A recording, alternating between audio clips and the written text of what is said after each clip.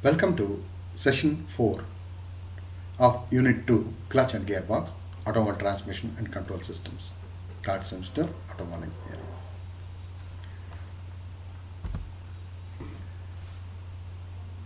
Our previous classes, so we have covered clutch, single plate clutch, multi plate clutch. These are the topics that have been covered in the last 3 sessions.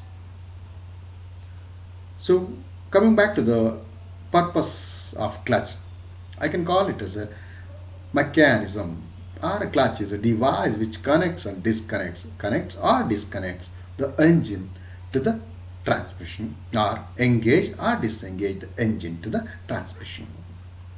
So basically clutch is located in between the engine and the transmission. Basically the clutch is located in between the engine and transmission. So it does the function of engaging or disengaging the transmission to the engine. Transmission here is gearbox. Gearbox is connected or disconnected to the engine by means of a clutch. Whenever required, gearbox will be disengaged. Whenever required, normally the clutch will be in the engaged position. The power flow will be from the engine clutch to the gearbox. So we have two types of friction clutches.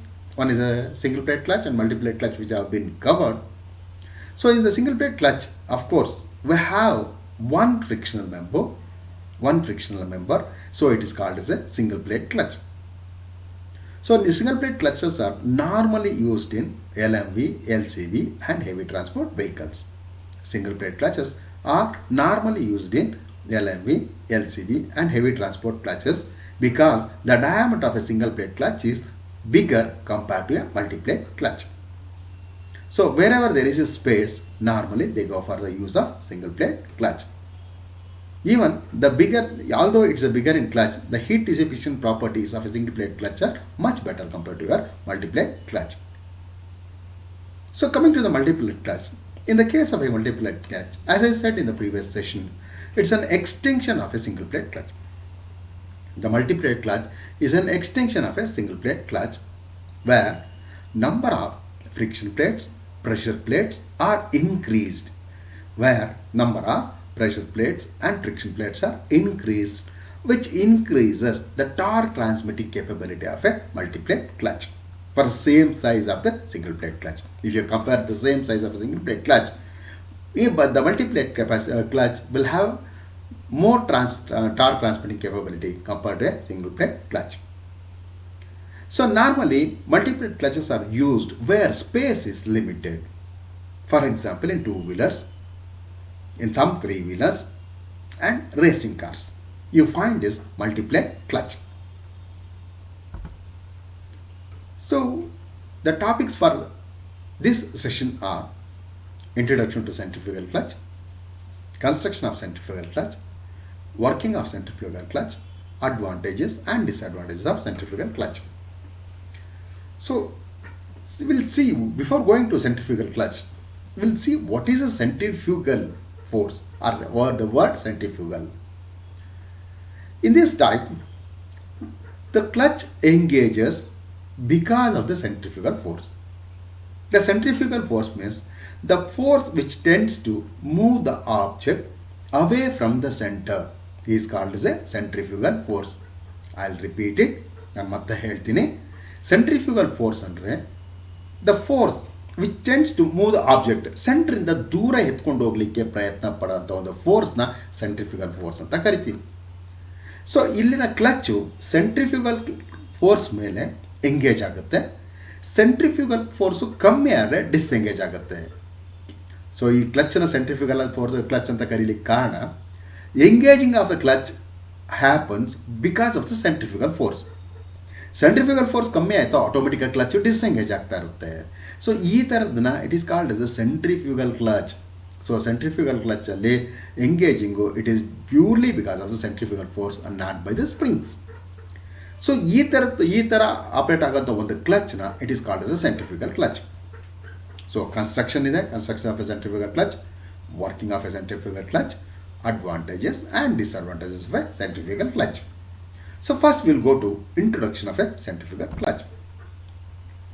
Centrifugal clutch is a type of clutch that uses centrifugal force to connect two concentric shafts with the driving shaft placed inside the driven shaft. ಇಲ್ಲಿ observe ಮಾಡೋಣ. The centrifugal clutch uses centrifugal force to connect the two shafts ಅಂತ ಹೇಳ್ತೀವಿ. ಅಲ್ಲೆಲ್ಲ ಏನಾಗ್ತಾ ಇತ್ತು, ಹಳೆ clutches ಎಲ್ಲ spring force ನಮ್ಮನ್ನು ಕನೆಕ್ಟ್ ಮಾಡಲಿಕ್ಕೆ ಅನುಕೂಲ ಮಾಡಿಕೊಡ್ತಾ ಇತ್ತು. ಬಟ್ ಇಲ್ಲಿ ನಾವು ಸೆಂಟ್ರಿಫಿಕಲ್ ಫೋರ್ಸ್ನ ಯೂಸ್ ಮಾಡಿಕೊಂಡು ಕ್ಲಚ್ನ ಕನೆಕ್ಟ್ ಮಾಡಲಿಕ್ಕೆ ಯೂಸ್ ಮಾಡ್ತೀವಿ.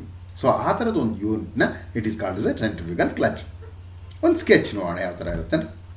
So this is a construction of a centrifugal clutch. ಇಲ್ಲಿ ನೋಡೋಣ ಏನೇನಿದೆ ಅಂತ. ಸೊ ಇದನ್ನು ಡ್ರೈವಿಂಗ್ ಶಾಫ್ಟ್ ಅಂತ ಕರಿತೀವಿ. ಡ್ರೈವಿಂಗ್ ಶಾಫ್ಟ್ನ ಎಂಜಿನ್ ಶಾಫ್ಟ್ನ will call it as a driving shaft. So driving shaft ಮೇಲೆ ಏನೇನು ಇಟ್ಟಿದ್ದಾರೆ. ಸೊ ಇದು ಏನಿದೆ, ಈ ಅಸೆಂಬ್ಲಿ ಏನಿದೆ. ಸೊ ಇಲ್ಲಿ ನಾವು ನೋಡೋಣ, ಮೇಲಿರೋದು ಫ್ರಿಕ್ಷನ್ ಲೈನಿಂಗ್, ಇಲ್ಲಿರೋದು ಫ್ರಿಕ್ಷನ್ ಲೈನಿಂಗ್. ಅಂದರೆ ಇದು ಫ್ರಿಕ್ಷನ್ ಕ್ಲಚ್ ಆಗಿರೋದು, ಮೇಲೆ ಫ್ರಿಕ್ಷನ್ ಲೈನಿಂಗ್ ಇದೆ. ಅದು ಕೆಳಗಡೆ ಇರೋದು ಶೂ ಅಂತ ಕರಿತೀವಿ. ಈ ಪಾರ್ಟ್ನ ಶೂ ಅಂತ ಕರಿತೀವಿ. ಆ ಶೂನ yoke, this part is called is yoke or spider ಅಂತ ಕರಿತೀವಿ. ಇದನ್ನು ಸ್ಪೈಡರ್ ಅಂದರೆ ನೀವು ಕಾಲುಗಳು ಮಲ್ಟಿಪಲ್ ಲೆಗ್ಸ್ ಇರೋದನ್ನು ಸ್ಪೈಡರ್ಸ್ ಅಂತ ಕರಿತೀವಿ. ಸೊ ಇಲ್ಲಿ ಅಬ್ಸರ್ವ್ ಮಾಡ್ಬೋದು, ಇದನ್ನು ಸ್ಪೈಡರ್ ಅಂತ ಕರಿತೀವಿ. ಈ ಸ್ಪೈಡರ್ ಒಳಗಡೆ ಶೂಸ್ನ ಲೊಕೇಟ್ ಮಾಡಿದ್ದೀವಿ. ಆ ಶೂನ ಔಟರ್ ಸರ್ಫೇಸ್ಗೆ ಫ್ರಿಕ್ಷನ್ ಲೈನಿಂಗ್ನ ಅಟ್ಯಾಚ್ ಮಾಡಿದ್ದೀವಿ. I repeat it. So you can, by the sketch you can observe, on the input shaft or the driving shaft, a spider is located. The spider has got 4 arms. 1, 2, 3, 4 arms. In the arms of the spider, there are centrifugal shoes. ಅಥವಾ centrifugal shoes ಅಂತ ಕರಿತೀವಿ. They are also called as centrifugal weights. So ಈ centrifugal shoes ಅಥವಾ centrifugal weightsನ outer ಸರ್ಫೇಸ್ಗೆ friction ಲೈನಿಂಗ್ನ attach ಮಾಡಿದ್ವಿ.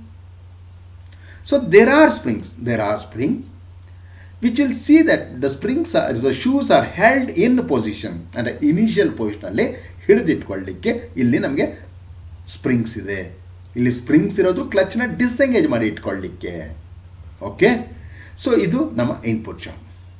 So output ಯಾವುದು ಅಂತೀರಾ, ಈ this drum is called is connected to the output shaft ಅಥವಾ ಡ್ರಿವನ್ ಶಾಫ್ಟ್ ಅಂತ ಕರಿತೀರ, ಅಥವಾ ಔಟ್ಪುಟ್ ಶಾಫ್ಟ್. ಸೊ ಇದು ಕನ್ಸ್ಟ್ರಕ್ಷನ್. ಸೊ ಇಷ್ಟು ನೋಡಿದ್ರಣ ಇನ್ಪುಟ್ ಶಾಫ್ಟ್ ಅಂತ ಕರಿತೀವಿ. ಸೆಂಟ್ರಲ್ ಇರೋದನ್ನ ಇನ್ಪುಟ್ ಶಾಫ್ಟ್ ಅಂತ ಕರಿತೀವಿ. ಇನ್ಪುಟ್ ಶಾಫ್ಟ್ ಮೇಲೆ ಸ್ಪೈಡರ್ ಇದೆ. ಸ್ಪೈಡರ್ಗೆ ಹ್ಯಾಸ್ ಗಾಟ್ 4 ಆರ್ಮ್ಸ್. 4 ಆರ್ಮಲ್ಲಿ 4 ಶೂ ಇದೆ.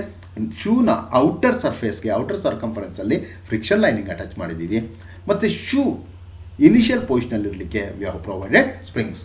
So this is the construction of a centrifugal clutch. Note, it consists of number of shoes on the outside of the rim of the pulley. The outer surface of the shoes are covered with friction material. These shoes can move radially in guides and are held together against the boss or spider on the driving shaft by means of a spring.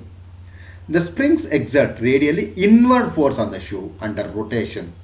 The shoe experiences centrifugal force acting on the outward. So ಇದು ನಮ್ಮ construction. So working ಯಾವ ಥರ ಅಂತ ನಾವು ಮೊದಲೇ ಹೇಳಿದೆ. Centrifugal force ಅಂದರೆ the force which tends to move the object away from the centre is called as a centrifugal force. So ಇಲ್ಲಿ ವಾಪಸ್ ಬರೋಣ ಸ್ಕೆಚ್ಗೆ. ಸೊ ಈ ಶೂಸ್ನ ನಾವೇನು ಮಾಡಿದ್ದೀವಿ, ಡ್ರೈವಿಂಗ್ ಶಾಫ್ಟ್ ಮೇಲೆ ಇಟ್ಟಿದ್ದೀವಿ. ಎಂಜಿನ್ ಸ್ಟಾರ್ಟ್ ಆಗ್ತಾ ಇದ್ದಂಗೆ ಈ complete spider assembly along with the shoes rotate ಆಗುತ್ತೆ.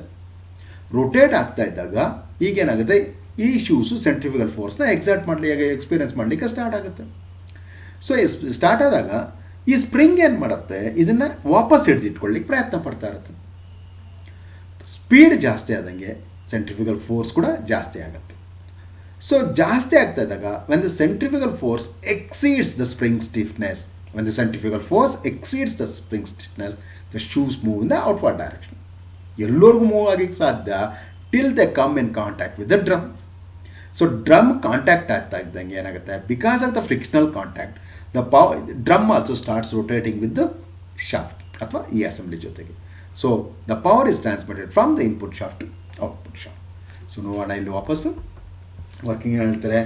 When the centrifugal force is less than the spring force, the shoes remain in the same position as when the driving shaft was stationary. But when the centrifugal force is equal to the spring force, the shoes are just moving. ಆಗ್ತಾನೆ move ಆಗ್ಲಿಕ್ಕೆ start ಆಗುತ್ತೆ. The shoes move radially outwards in the ಗೈಡ್ಸಲ್ಲಿ locate ಆಗಿರೋದ್ರಿಂದ ಗೈಡ್ಸಲ್ಲೇ ಆಚೆ move ಆಗಲಿಕ್ಕೆ ಪ್ರಯತ್ನ ಪಡುತ್ತೆ. As the speed of the shaft increases, the centrifugal force on the shoes also increases. ಶಾಫ್ಟ್ನ ಸ್ಪೀಡ್ ಜಾಸ್ತಿ ಆಗ್ತಾ ಇದ್ದಂಗೆ ಸೆಂಟ್ರಿಫ್ಯೂಗಲ್ ಫೋರ್ಸ್ ಕೂಡ ಜಾಸ್ತಿ ಆಗುತ್ತೆ. ಸೆಂಟ್ರಿಫ್ಯೂಗಲ್ ಫೋರ್ಸ್ ಜಾಸ್ತಿ ಆಗ್ತಾ ಇದ್ದಂಗೆ ಶೂಸು ಆಚೆ ಮೂವ್ ಆಗಲಿಕ್ಕೆ ಪ್ರಯತ್ನ ಪಡುತ್ತೆ. when the centrifugal force exceeds the spring force, centrifugal force spring force na exceed ಮಾಡಿದಾಗ the shoes move outward and come in contact with driven member and presses against it. So centrifugal force ಜಾಸ್ತಿ ಆದಾಗ shoes ಆಚೆ ಹೋಗುತ್ತೆ. ಆಚೆ ಎಲ್ಲರಿಗೂ ಹೋಗಲಿಕ್ಕೆ ಸಾಧ್ಯ till they come in contact with the drum. ಒಂದ್ಸಲ ಡ್ರಮ್ ಟಚ್ ಆಗ್ತಾ ಇದ್ದಾಗೆ ಆಟೋಮೆಟಿಕ್ಕಾಗಿ ಒಟ್ಟಿಗೆ ತಿರುಗಕ್ಕೆ ಶುರು ಆಗುತ್ತೆ. The power is transmitted from one shaft to out other shaft. So this is called as a working of a centrifugal clutch. So advantages of a centrifugal clutch ನೋಡೋಣ. So ಒಂದು low maintenance, a low initial cost, more lifespan due to gradual engagement and disengagement. It has got more lifespan. So these are the some of the advantages. ಮತ್ತು basic advantages ಅಂದರೆ ಅದನ್ನು operating mechanism ಬೇಕಾಗಿಲ್ಲ. A centrifugal clutch automatically engages and disengage based on the input shaft speed. So ಅದನ್ನು ನೀವು lever ಇನ್ನೊಂದು ಮತ್ತೊಂದು ಏನೂ operate ಮಾಡೋಕ್ಕೆ ಬೇಕಾಗಿಲ್ಲ. ಆಟೋಮೆಟಿಕಾಗಿ ಸ್ಪೀಡ್ ಬೇಸ್ಡ್ ಆಗಿ ಎಂಗೇಜ್ ಮತ್ತು ಡಿಸ್ಎಂಗೇಜ್ ಆಗುತ್ತೆ. ಈ ಥರದ್ದನ್ನು it is called as a centrifugal clutch. It is also called as an automatic clutch. Will see the disadvantages. Limited power transmission due to slippage of shoe. So ಪವರ್ನ ತುಂಬ ಜಾಸ್ತಿ ಪವರ್ನ transmit ಮಾಡಲಿಕ್ಕೆ ಆಗಲ್ಲ ಸೆಂಟ್ರಿಫ್ಯೂಗಲ್ ಶೂಸಿಂದ. ಮತ್ತು issue of overheating due to friction between shoe and drum. So overheating problems ಕೂಡ ಇರ್ತವೆ. It cannot transmit high torque. ಯಾಕೆ ಅಂದರೆ ಯಾಕೆ ಅಂದರೆ ಟಾರ್ಕ್ ಜಾಸ್ತಿ ಆದಾಗ ದ ಫೋರ್ಸ್ ರಿಕ್ವೈರ್ಡ್ ಅಥವಾ ಸ್ಪ್ರಿಂಗ್ ಫೋರ್ಸ್ ರಿಕ್ವೈರ್ಡ್ ಅಥವಾ ಏನಾಗುತ್ತೆ ಜಾಸ್ತಿ ಆಗುತ್ತೆ. ಜಾಸ್ತಿ ಆದಾಗ clutch has to be design for a larger size. ದೊಡ್ಡ ಸೈಜಿಗೆ ಡಿಸೈನ್ ಮಾಡಿದಾಗ ಸೆಂಟ್ರಿಫ್ಯೂಗಲ್ ಮಾಸಸ್ಸು ಜಾಸ್ತಿ ಆಗುತ್ತೆ ಅಥವಾ ಸೆಂಟ್ರಿಫ್ಯೂಗಲ್ ಫೋರ್ಸಸ್ ಜಾಸ್ತಿ ಆಗುತ್ತೆ. ಅದನ್ನು ತಡೆದಿಟ್ಕೊಳ್ಳಿಕ್ಕೆ ಆಟೋಮೆಟಿಕ್ಕಾಗಿ ಕ್ಲಚ್ನ ತುಂಬ ದೊಡ್ಡದಾಗಿ ಬಿಲ್ಡ್ ಮಾಡಬೇಕಾಗುತ್ತೆ. ಸೊ ಆ ಥರ ಆದಾಗ ಆ ಕ್ಲಚ್ನ ಸೈಜ್ ಜಾಸ್ತಿ ಆಗುತ್ತೆ. ಆಮೇಲೆ it will be difficult to control the centrifugal masses. So ಅದಕ್ಕೋಸ್ಕರ normally it is not use for high power transmission. Acceleration is very slow, means it takes some time for the driven shaft to attain the required speed. So ಇದೆಲ್ಲ ನಾವು disadvantages of a centrifugal clutch. So multiple choice questions ಇದೆ, ಅದಕ್ಕೆ ಹೋಗ್ಲಿಕ್ಕೆ ಮುಂಚೆ will take a review. So ಈಗ ನಾವು first introduction ನೋಡ್ತಾ ಇದ್ವಿ. ಸೆಂಟ್ರಿಫ್ಯೂಗಲ್ ಕ್ಲಚ್ ಅಂದರೆ ಸೆಂಟ್ರಿಫ್ಯೂಗಲ್ ಫೋರ್ಸ್ನ ಯುಟಿಲೈಸ್ ಮಾಡಿಕೊಂಡು ಎಂಗೇಜು ಮತ್ತು ಡಿಸ್ಎಂಗೇಜ್ ಆಗೋಂಥ ಒಂದು ಯೂನಿಟ್ನ ಅಥವಾ ಒಂದು ಕ್ಲಚ್ನ it is called centrifugal clutch ಅಂತ ಹೇಳಿದ್ದೆ. ಇಲ್ಲಿ ಕ್ಲಚ್ಚು ಎಂಗೇಜ್ ಆಗಲಿಕ್ಕೆ ಬೇರೆ ಯಾವುದೇ ಸ್ಪ್ರಿಂಗ್ ಫೋರ್ಸು ಇನ್ನೊಂದನ್ನು ಅಸಿಸ್ಟೆನ್ಸ್ ತಗೊಳ್ಳಲ್ಲ. ಸೆಂಟ್ರಿಫ್ಯೂಗಲ್ ಫೋರ್ಸ್ ಮೇಲೆ ಡಿಪೆಂಡ್ ಆಗುತ್ತೆ. ಸೆಂಟ್ರಿಫ್ಯೂಗಲ್ ಫೋರ್ಸ್ ಅಂದರೆ ನಾನು ಮೊದಲೇ ಹೇಳ್ತಾ ಇದ್ದೆ, the force which tends to move the object away from the centre is called centrifugal force. So construction ಹೇಳ್ತಾ ಇದ್ದೆ. ಕನ್ಸ್ಟ್ರಕ್ಷನ್ನು ಸೆಂಟ್ರಿಫ್ಯೂಗಲ್ ಇದನ್ನ ನೋಡ್ತಾ ಇದ್ವಿ, ಕನ್ಸ್ಟ್ರಕ್ಷನ್ ಇಲ್ಲಿ ನೋಡ್ತಾ ಇದ್ವಿ. ಇಲ್ಲಿ ನಾವು ಎರಡು ಸ್ಕೆಚ್ಗಳನ್ನ ನೋಡ್ತಾ ಇದ್ವಿ, ಒಂದು ಡ್ರೈವಿಂಗ್ ಶಾಫ್ಟು, ಇನ್ನೊಂದು ಡ್ರೈವನ್ ಶಾಫ್ಟ್. ಸೊ ಇಲ್ಲಿ ಅಸೆಂಬ್ಲಿ ಇದೆ. ಸೊ ಈ ಪಾರ್ಟ್ನ it is called as a spider. Spider is normally keyed to the input shaft. ಇಲ್ಲಿ ನೋಡ್ಬೋದು, ಇಲ್ಲಿ it is fixed on the input shaft. Spider has got 4 arms, 1 2 3 4 arms ಇದೆ. ಆ ಆರ್ಮ್ಸ್ನ ಸ್ಲಾಟ್ಸಲ್ಲಿ ಯು ಹ್ಯಾವ್ ಶೂಸ್. 4 ಶೂ ಇದೆ. 4 ಶೂನ ಔಟರ್ ಸರ್ಫೇಸ್ಗೆ ಫ್ರಿಕ್ಷನ್ ಲೈನಿಂಗ್ನ ಅಟ್ಯಾಚ್ ಮಾಡಿದ್ದೀವಿ. ಆ ಶೂಸ್ನ ಇರೋ ಜಾಗದ ಇನಿಷಿಯಲ್ ಪೊಸಿಷನಲ್ಲಿ ಹಿಡಿದಿಟ್ಕೊಳ್ಳಿಕ್ಕೆ we have spoiled spring. So ಇದು ಮೂವ್ ಆಗಬೇಕಾದ್ರೆ radially they move in the guides of the spider. ಸ್ಪೈಡರ್ನ ಗೈಡ್ಸಲ್ಲೇ ಆಚೆ ಮೂವ್ ಆಗಬೇಕು ಮತ್ತು ಅದರಲ್ಲೇ ಒಳಗಡೆ ಬರಬೇಕು. ಸೊ ಇಲ್ಲಿ the drum is connected to output shaft. Clutch drum ಅಂತ ಕರಿತೀವಿ, ಇದನ್ನು ಕ್ಲಚ್ ಡ್ರಮ್ ಅಂತ ಕರಿತೀವಿ. This is connected to the output shaft or driven shaft ಅಂತ ಕರಿತೀವಿ. ಸೊ ಇದಿಷ್ಟು ಕನ್ಸ್ಟ್ರಕ್ಷನ್. ಸೊ ನೆಕ್ಸ್ಟ್ ವರ್ಕಿಂಗ್ ನೋಡೋಣ. ಒಂದು ಸೆಂಟ್ರಿಫ್ಯೂಗಲ್ ಫೋರ್ಸ್ ಇಸ್ ಲೆಸ್ ಅಂದರೆ ಸ್ಪೀಡ್ ಕಡಿಮೆ ಇದ್ದಾಗ ಸೆಂಟ್ರಿಫ್ಯೂಗಲ್ ಫೋರ್ಸು ಕಡಿಮೆ ಇರುತ್ತೆ. ಸೊ ಆಗ ಶೂಸ್ ಮೇಲೆ ಸೆಂಟ್ರಿಫ್ಯೂಗಲ್ ಫೋರ್ಸ್ ಏನು ಎಕ್ಸರ್ಟ್ ಆಗುತ್ತೆ ಕಮ್ಮಿ ಇರುತ್ತೆ, ಸ್ಪ್ರಿಂಗ್ ಫೋರ್ಸು ಜಾಸ್ತಿ ಇರುತ್ತೆ. ಹಾಗಾಗಿ ಅದು ಸ್ಟೇಷ್ನರಿ ಇರುತ್ತೆ, ಯಾವುದೇ ಕಾರಣಕ್ಕೆ ಅದರಿಂದ ಜರುಗಲ್ಲ. ಒಂದ್ಸಲಿ ಸ್ಪೀಡ್ ಜಾಸ್ತಿ ಆಗ್ತಾ ಇದ್ದಂಗೆ, ಒಂದ್ಸಲಿ ಜಾಸ್ತಿ ಆಗ್ತಾ ಇದ್ದಂಗೆ ಸೆಂಟ್ರಿಫ್ಯೂಗಲ್ ಫೋರ್ಸು ಜಾಸ್ತಿ ಆಗಕ್ಕೆ ಶುರು ಆಗುತ್ತೆ. ಅದು ಯಾವಾಗ ಸೆಂಟ್ರಿಫ್ಯೂಗಲ್ ಫೋರ್ಸು ಮತ್ತು ಸ್ಪ್ರಿಂಗ್ ಫೋರ್ಸು ಈಕ್ವಲ್ ಆಗುತ್ತೋ ಶೂಸು ಜಸ್ಟ್ ಔಟ್ಸೈಡ್ ಮೂವ್ ಆಗೋಕ್ಕೆ ಸ್ಟಾರ್ಟ್ ಆಗುತ್ತೆ. ಮತ್ತೆ ಸ್ಪೀಡ್ ಜಾಸ್ತಿ ಆದಾಗ ಸೆಂಟ್ರಿಫ್ಯೂಗಲ್ ಫೋರ್ಸ್ ಜಾಸ್ತಿ ಆಗುತ್ತೆ. ಜಾಸ್ತಿ ಆಗ್ತಾ ಇದ್ದಂಗೆ ಶೂಸು ಆಚೆ ಮೂವ್ ಆಗುತ್ತೆ. ಸೊ ಸೆಂಟ್ರಿಫ್ಯೂಗಲ್ ಫೋರ್ಸ್ ಜಾಸ್ತಿ ಆಗ್ತಾ ಇದ್ದಂಗೆ ಸ್ಪ್ರಿಂಗ್ ಫೋರ್ಸ್ಗಿಂತ ಶೂಸ್ ಆಚೆ ಮೂವ್ ಆಗುತ್ತೆ. ಎಲ್ಲವರೆಗೂ ಮೂವ್ ಆಗುತ್ತೆ. ಅದು ಕಾಂಟ್ಯಾಕ್ಟ್ ಡ್ರಮ್ ಜೊತೆ ಕಾಂಟ್ಯಾಕ್ಟ್ ಮಾಡೋ ತನಕ ಮೂವ್ ಆಗುತ್ತೆ. ಡ್ರಮ್ ಜೊತೆ ಕಾಂಟ್ಯಾಕ್ಟ್ ಮಾಡಿ ಅದನ್ನು ಪ್ರೆಸ್ ಮಾಡುತ್ತೆ. Because of the frictional contact drum also starts rotating along with the input shaft. Shoes ಜೊತೆ ರೊಟೇಟ್ ಆಗಿ ಸ್ಟಾರ್ಟ್ ಆಗುತ್ತೆ. ರೊಟೇಟ್ ಆಗ್ತಾ ಇದ್ದಂಗೆ the power is transmitted from the input shaft to output shaft. So speed ಕಮ್ಮಿ ಆಯಿತು ಅಂತ ಇಟ್ಕೊಳ್ಳೋಣ, centrifugal force ಕಮ್ಮಿ ಆಯಿತು. ಸೆಂಟ್ರಿಫಿಕಲ್ ಫೋರ್ಸ್ ಕಮ್ಮಿ ಆಗಿದ ತಕ್ಷಣ ಸ್ಪ್ರಿಂಗ್ಸ್ ಏನು ಮಾಡುತ್ತೆ, ಅದನ್ನು ಕ್ಲಚ್ನ ವಾಪಸ್ ಎಳ್ಕೊಳ್ಳುತ್ತೆ. ಸೊ ಯಾವಾಗ ಹೇಳ್ಕೊಳುತ್ತೋ ಆಟೋಮೆಟಿಕಲಿ ಕ್ಲಚ್ಚು ಡಿಸ್ಎಂಗೇಜ್ ಆಗುತ್ತೆ. Okay, advantages: a centrifugal clutch automatically engages and disengage based on the input shaft speed. Of course low maintenance ಏನಿರಲ್ಲ, ಇನಿಷಿಯಲ್ ಕಾಸ್ಟ್ ಕಡಿಮೆ, ಲೈಫ್ ಸ್ಪ್ಯಾನ್ ಕೂಡ ಜಾಸ್ತಿ. ಡಿಸ್ಅಡ್ವಾಂಟೇಜಸ್ಸು: ಜಾಸ್ತಿ ಪವರ್ನ ಟ್ರಾನ್ಸ್ಮಿಟ್ ಮಾಡೋಕ್ಕಾಗಲ್ಲ, ಯಾಕಂದರೆ ಶೂ ಸ್ಲಿಪ್ ಆಗೋಕ್ಕೆ ಸ್ಟಾರ್ಟ್ ಆಗುತ್ತೆ, ಓವರ್ ಹೀಟಿಂಗ್ ಪ್ರಾಬ್ಲಮ್ ಸ್ಟಾರ್ಟ್ ಆಗುತ್ತೆ. But it cannot transmit high torque, ಯಾಕಂದರೆ ಸೈಜ್ ಆಫ್ ದ ಕ್ಲಚ್ ಜಾಸ್ತಿ ಆಗುತ್ತೆ. ಹೈ ಟಾರ್ಕ್ಗೆ ಮಾಸಸ್ನ ಕಂಟ್ರೋಲ್ ಮಾಡೋದು ಕಷ್ಟ ಆಗುತ್ತೆ. ಆಕ್ಸಿಲರೇಷನು ಸ್ಲೋ, ಯಾಕಂದರೆ ಸ್ವಲ್ಪ ಟೈಮ್ ತೊಗೊಳುತ್ತೆ ಅದು ಎಂಗೇಜ್ ಆಗಲಿಕ್ಕೆ. ಸೊ ಮಲ್ಟಿಪಲ್ ಚಾಯ್ಸ್ ಕ್ವಶನ್ಸ್ ನೋಡೋಣ. ಒಂದನೇದು, type of clutch that automatically engages and disengages based on the engine speed is. Single plate ಕ್ಲಚ್ಗೆ ನಾವು ಪೆಡಲ್ ಕೊಡ್ತೀವಿ, ಮಲ್ಟಿಪ್ಲೇಟ್ ಕ್ಲಚ್ಗೂ ಪೆಡಲ್ ಕೊಡ್ತೀವಿ. ಸೊ ಸೆಂಟ್ರಿಫ್ಯೂಗಲ್ ಕ್ಲಚ್ ಮಾತ್ರ ತನ್ನಿಂದ ತಾನೇ ಸೆಂಟ್ರಿಫ್ಯೂಗಲ್ ಫೋರ್ಸ್ ಮೇಲೆ ಎಂಗೇಜು ಮತ್ತು ಡಿಸ್ಎಂಗೇಜ್ ಆಗ್ತಾ ಇರುತ್ತೆ, ವೇರಿ ಆದಂಗೆ. So answer is centrifugal clutch. ನೋಡೋಣ ಆನ್ಸರು ಸೆಂಟ್ರಿಫ್ಯೂಗಲ್ ಕ್ಲಚ್. ಎರಡನೇ ಪ್ರಶ್ನೆ, which of the following clutches include shoes and spider inside the rim of the ಪುಲಿ. ಸೊ ಕನ್ಸ್ಟ್ರಕ್ಷನಲ್ಲಿ ನಾವು ಇದನ್ನು ನೋಡಿದ್ದೀವಿ. ಸೊ ಇಲ್ಲಿ ರಿಮ್ ಮತ್ತು ಪುಲ್ಲಿ ಇರೋಂಥದ್ದು ಒಂದೇ ಕ್ಲಚ್ ಅಂದರೆ it is A centrifugal clutch. ಯಾಕಂದರೆ ಕನ್ಸ್ಟ್ರಕ್ಷನಲ್ಲಿ ನೋಡಿದ್ವಿ, ವಾಪಸ್ ನೋಡ್ಕೊಂಬರೋಣ ಬೇಕಾದ್ರೆ ನೋಡೋಣ. ಇಲ್ಲಿ ನಾವು ನೋಡ್ಬೋದು ರಿಮ್ ಮತ್ತು ಪುಲ್ಲಿ ಇಲ್ಲಿದೆ. ಸೊ ಇದಿಲ್ಲಿರೋದ್ರಿಂದ ಸೊ ಈ ಥರದ ಅಸೆಂಬ್ಲಿ ಇರೋದು ಸೆಂಟ್ರಿಫ್ಯೂಗಲ್ ಕ್ಲಚಲ್ಲಿ ಮಾತ್ರ. So answer is centrifugal clutch. ವಿಚಾರವಾಗಿ ಸೈಡ್ ಅಂದರೆ ಇಲ್ಲಿ ಬರೋದು ಸೆಂಟ್ರಿಫ್ಯೂಗಲ್ ಕ್ಲಚ್. Answer A. ನೋಡೋಣ. ಓಕೆ, ನೆಕ್ಸ್ಟು ಮೂರನೇದು, in the beginning of engagement of centrifugal clutch the centrifugal force on the shoe is slightly more than the spring force. Centrifugal force on the shoe is equal to swing force.